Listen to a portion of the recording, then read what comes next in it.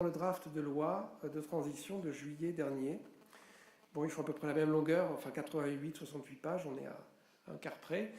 Et j'ai scanné 6 termes: territoire, local, collectivité, communauté, transition et décentralisation. Vous avez les résultats dans le tableau. Ce qu'on voit, c'est que quelque chose qu'on sait, qu'on trouve dans tous les entretiens, quand on en fait sur l'application d'énergie, c'est qu'il ne s'agit pas de décentralisation énergétique. L'intention du draft de loi contourne la question de la transition énergétique, qui a toujours été un sujet qui ne devait pas être abordé politiquement et qui ne l'est pas. Ce n'est pas l'intention de ces drafts. Ce qu'on voit aussi, c'est que le terme de transition est beaucoup moins présent, voilà. Et enfin, qu'il y a une sorte de déplacement du terme de territoire qui était très présent dans le draft de stratégie nationale sur la transition, à la notion de collectivité qui est beaucoup plus invoquée et mise en avant dans le nouveau draft de loi. Alors, j'en tire pas des conclusions, je pense qu'il y a juste celle sur la décentralisation qui est frappante. Et j'en viens au dernier transparent sur les questions que soulève, que peut nous inspirer ce débat anglo-saxon très développé maintenant, parce que ça fait bientôt 7 ans qu'il est là et qu'il y a des contributions dans l'actualité française actuelle. Alors, il s'agit d'abord d'une question sur la réalité des expériences locales et territoriales. Quel est leur nombre? Quels sont les collectifs qui sont impliqués? Quel est le contenu en termes de capacité installée ou en termes de vision? Quelle est leur articulation au programme de politique, énergie-climat? Et surtout, ce qu'on a beaucoup travaillé sur 2 cas, BioVallée et les crêtes pradenaises, 3 cas et Los Angeles, quelle est l'historicité, l'histoire longue de ces expériences qui émergent aujourd'hui comme frappantes, comme très innovantes, et la territorialité, l'articulation au territoire. Parce que ces expériences n'émergent pas aujourd'hui de rien, elles ont souvent une bonne vingtaine d'années d'enracinement local et de travail politique pour arriver à la structuration qu'elles ont aujourd'hui et aux réalisations qui sont là aujourd'hui. Enfin, quel est le type de local convoqué dans les textes par les acteurs eux-mêmes qui sont derrière les expériences territoriales? Est-ce que c'est des notions plutôt néolibérales, c'est-à-dire de communautés comme acteurs de marché, des notions entrepreneuriales, des notions activistes, d'autres? Voilà. Quel est le rôle aussi invoqué finalement, donné à ces communautés? Est-ce qu'on les voit comme des creusets d'initiative, des creusets d'innovation, parce que seuls à ce niveau-là des choses nouvelles, des formes nouvelles de politique peuvent s'inventer, des échelles de résolution d'enjeux, par exemple tout le débat sur l'acceptabilité sur l'éolien, voyez un peu le niveau local comme une forme de résolution d'une question très instrumentale, de l'acceptabilité des projets. Voilà. Est-ce qu'on voit la communauté comme simplement un facteur de diffusion, une instance de portage pour des projets qui resteraient privés, qui resteraient dans la logique, par exemple, de la politique éolienne française, qui a fait quand même, ça, je pense qu'il faut le dire, de la libéralisation du secteur électrique en Europe, une privatisation de l'éolien. Il y a en Belgique ou en Allemagne, on n'est pas du tout sur les mêmes portages de l'éolien. Et on est aussi dans un marché électrique qui s'est libéralisé. Donc il y a une spécificité française de ce point de vue. Enfin, c'est l'occasion de revisiter les relations entre décentralisation et libéralisation, notamment sur le secteur électrique. On dispose aujourd'hui dans la littérature d'éléments d'analyse de notre histoire électrique, de la construction de la péréquation. Pierre-Marie Poupeau, un chercheur, a beaucoup travaillé ça. Lui, il arrive dans ses conclusions récentes sur l'analyse depuis 2000 de la libéralisation électrique et de sa traduction en France, sur le fait que cette libéralisation du secteur électrique n'est pas, comme on aurait pu l'attendre, ne favorise pas une décentralisation, c'est-à-dire un transfert de pouvoir vers les collectivités locales, mais au contraire, c'est accompagné plutôt d'une centralisation en termes de compétences de fourniture, et pour des raisons de choix national. C'est des résultats qui peuvent être discutés. Une autre dimension qui apparaît très, très importante dans l'histoire de cette construction, par exemple, de la péréquation, c'est les relations entre le rural et l'urbain. Voilà, aujourd'hui, avec la libéralisation, est-ce que ces jeux d'intérêt se redisposent et comment dispose-t-on les territoires par rapport à l'ensemble de ces enjeux? Voilà, il me semble que c'est des questions sur lesquelles on peut trouver des voies d'inspiration pour les aborder dans tout le débat anglo-saxon que je viens de présenter, et qu'elles sont aujourd'hui d'actualité, elles sont devant nous. Merci. Merci Alain. Donc on a pris un peu de hauteur, mais tout en touchant terre. Enfin, moi, je pense un bon indicateur là-dessus, c'est dès que je dis que je ne comprends plus rien, on essaie de simplifier les analyses et les messages. Dans la mesure où on travaille ensemble sur le projet, c'est tout à fait intéressant. La question de l'engagement politique. Et l'engagement politique a visé l'objectif 100% renouvelable, qui est inhérent à la définition du territoire à énergie positive qu'on donne depuis 4 ans. Et évidemment fondamental, mais ne se fait pas seul. Pour avoir un engagement politique et qui plus est unanime, il faut construire un récit, il faut construire une vision qui soit porteuse, comprise par tous et portée par tous. Jean-Marc Bouvier, c'est justement sur cet aspect que je vous invite à intervenir, sur la base du travail qui a été fait au niveau de la Biovallée. Merci. Oui, sur la notion de l'engagement politique, du récit politique à construire pour qu'il soit partagé par l'ensemble du territoire et de la collectivité. Alors chez nous, à Biovallée, vous parliez d'ancrage historique. Je pense qu'on a depuis longtemps, et on l'a eu à travers le premier SAGE, schéma d'aménagement de gestion des eaux, qui concernait la rivière Drôme. On est parti sur une idée tout à fait simplette qui était qu'on voulait que la rivière soit baignable sur tout son cours. On ne s'est pas posé la question initiale de savoir combien de stations d'épuration on allait construire. On est parti sur une idée parfaitement simple et le reste en a découlé.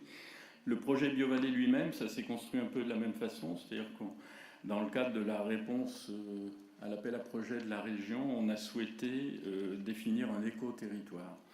Et puis l'éco-territoire, on l'a construit depuis, il s'est incarné sur le territoire d'une façon très précise et en générant des conséquences aussi très démonstratives sur notre territoire. Aujourd'hui, sur l'énergie, c'est pareil, c'est-à-dire que dans le cadre de l'analyse qui avait été faite en Biovallée, le scénario de développement qu'on avait choisi de façon très participative sur que voulait-on faire de Biovallée, quel était notre territoire en 2040, il se trouve que ça se superpose assez parfaitement aux objectifs qui sont envisagés aujourd'hui dans la démarche des POS.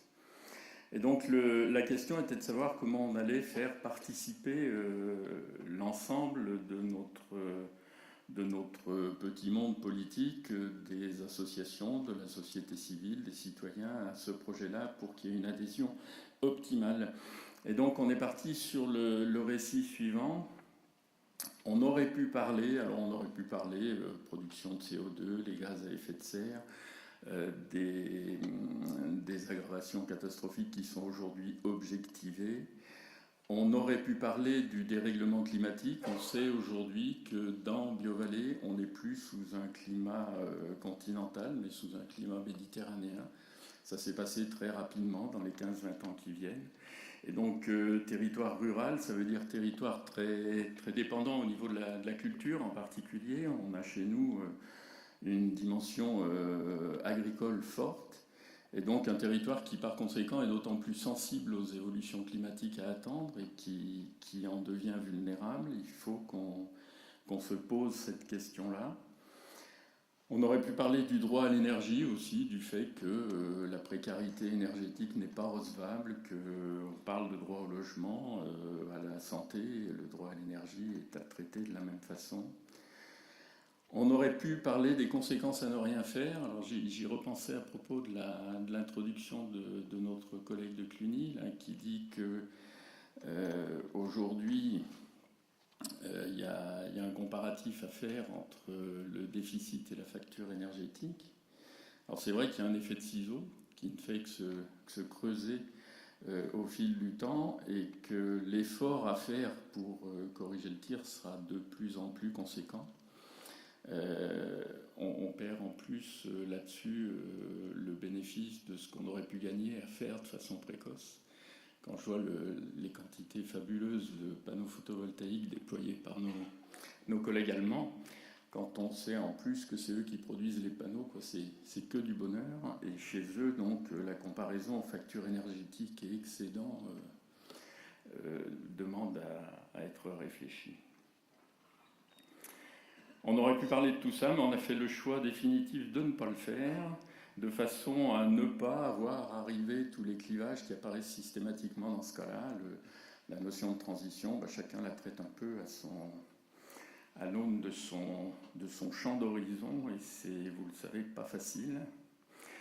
On a donc choisi de parler de la responsabilité qu'ont les collectivités à porter ce qu'on considère comme un bien public. Et on parle de facture énergétique, de pouvoir d'achat et d'emploi.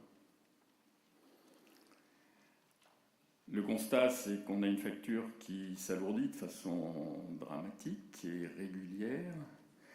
Chez nous, en Vallée de la Drôme, la facture énergétique représente 3 204 € par an, par ménage, 267 € par mois, sachant que 10% des foyers fiscaux vivent avec 618 € par mois, qu'en plus ce sont ces foyers-là qui la plupart du temps sont concernés par la précarité énergétique, bien sûr, que de toute façon ça génère aussi chez les autres une difficulté à vivre, qu'on a un tissu rural qui est particulièrement riche et concerné par les habitations individuelles et qu'il y a un gisement là, de réhabilitation potentielle extraordinaire. Le constat, c'est 170 millions d'euros de factures énergétiques qui quittent le territoire, qui le quittent objectivement en partant en fumée, parce qu'ils ne génèrent pas localement de retour, de ressources. Il ne se produit pas grand-chose de ce point de vue-là, ni en termes d'emploi, ni en termes de formation. La simple idée, enfin l'idée qu'on voudrait voir s'imposer et qui s'est imposée du coup, puisque le scénario a été approuvé de façon unanime par ma collectivité et très favorablement par la collectivité voisine, avec laquelle dorénavant on travaille donc sur ce sujet-là. L'idée, c'est systématiquement de considérer qu'on a d'une part, par les économies d'énergie à faire, si on atteint les résultats TEPOS qu'on se propose, ça correspond à un 13e mois en termes de pouvoir d'achat, et donc c'est de l'argent qui est réinjecté localement et qui intervient au service des citoyens et qui leur permet d'améliorer aussi le bien-être. Pour les collectivités, il y a un potentiel de ressources important. Les collectivités aujourd'hui vivent le temps des subventions et le temps de la fiscalité. Il va falloir qu'elles s'adaptent parce que les limites sont atteintes. Et donc l'idée, c'est bien de créer de la ressource et de ne pas se contenter d'attendre de la ressource fiscale. Je pense au projet éolien en particulier. Se satisfaire de la ressource fiscale, d'une part, elle est potentiellement perdue rapidement. Rien ne nous prouve qu'elle sera conservée au bénéfice des collectivités locales à terme.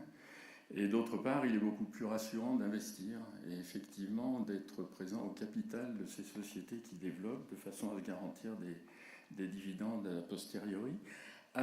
On a travaillé beaucoup sur BioVallée et on vient de créer une société par action simplifiée dont l'objet est de faire participer les citoyens aux investissements en la matière. On a créé aussi une SEM d'économie mixte qui a pour objet principal l'énergie. L'idée est bien d'y aller tous ensemble et de faire participer tout le monde au retour. Et pour conclure, donc, question de l'énergie, c'est une question d'avenir. Ne rien faire nous engage, ça serait probablement un acte politique lourd et grave que de ne rien faire. Les décisions à prendre, on a fait un parallèle qui est un peu naïf, c'est un peu comme l'accession à la propriété pour un ménage.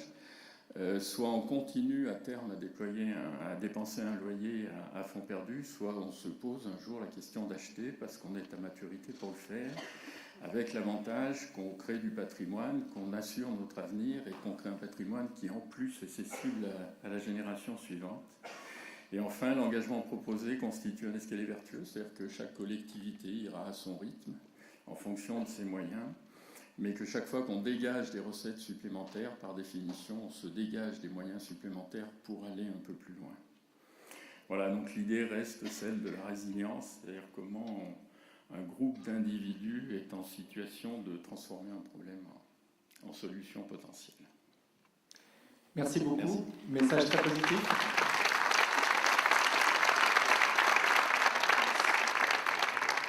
Une fois qu'on a un récit politique et qu'il est partagé, tout n'est pas gagné. C'est-à-dire qu'il faut encore passer à l'action. Pour passer à l'action, il faut avoir des moyens, moyens financiers bien sûr, mais commencer aussi par des moyens humains. Et donc la question qui se pose, c'est celle justement de quelle organisation se dote pour mener les projets. Et donc Michel Ferrit, exemple avec le CIFEM, qui en lui-même d'ailleurs est une réponse à cette question. Et on a ouvert la porte de la question du bâtiment. Vous en direz aussi quelques mots en tirant quelques enseignements importants sur cette question. Donc, bonjour, je vais essayer d'être rapide. Je voulais vous parler 2 heures, mais Yannick Régnier n'a pas voulu. Donc très rapidement, c'est quoi le CIFEM? Eh bien, c'est un syndicat qui regroupe une centaine de communes dans le sud-est de la Gironde et qui a pour mission principale le logement et depuis quelques années le développement des énergies renouvelables, des économies d'énergie. Vous voyez dans les dates à retenir, je n'ai pas toutes vous les commenter, mais vous voyez que nous essayons d'être très réactifs, d'être quelquefois les premiers. En termes de certificats d'économie d'énergie, par exemple, nous avons été la première collectivité en France à déposer un dossier. Et nous les avons vendus l'année dernière, au moment où les cours étaient le plus haut, avant qu'ils ne commencent à rebaisser. Donc, concernant l'émission essentiellement du logement dans le tableau d'en haut, bon, ne retenez pas tous les chiffres. Yannick m'avait demandé d'en mettre le moins possible, mais je ne peux pas me retenir d'en mettre, ça me rassure. Vous voyez que jusqu'à maintenant, la première ligne, ou plutôt la deuxième ligne du tableau, nous menions les unes après les autres des OPH, des opérations programmées d'amélioration de l'habitat, avec l'ANA, pour un nombre de logements de un peu plus de 1500 en une dizaine d'années, donc à peu près 150-155 logements par an, avec des économies d'énergie de l'ordre de 30% en moyenne sur les logements traités, pour un montant de travaux de 38 millions, dont 15 millions de subventions, c'est-à-dire presque 40% de subventions en moyenne sur ces opérations, ce qui est quand même important. Depuis 2013, depuis 2012 plutôt, nous sommes dans une OPA de développement durable, et depuis 2013 dans le programme Habiter mieux. Là, depuis un peu plus d'un an, nous avons traité 248 logements. Vous voyez que ça s'accélère en nombre moyen de logements par an, avec un taux d'économie d'énergie de 37%, toujours en énergie finale, je ne parle que ce langage, pour que les choses soient plus claires, pour un total de travaux d'un peu moins de 7 millions, et subventionné à 47% cette fois. Deuxième grand axe, c'est la politique sociale du logement. Nous avons créé un observatoire du logement et également une mission qui accompagne le logement des jeunes, et également une mission qui essaie de lutter contre l'habitat insalubre et indigne et contre la précarité énergétique. Nous avons malheureusement chez nous des marchands de sommeil qui font pas mal de dégâts et il faut aller contre ça. La troisième mission, la mission énergie sur les bâtiments communaux, de 2005 à 2013, nous avons réalisé 131 diagnostics de performance énergétique, alors uniquement pour les communes, et 48 assistances à maîtrise d'ouvrage en matière d'études, de suivi des chantiers de thermographie pour différentes opérations sur des bâtiments rénovés ou neufs.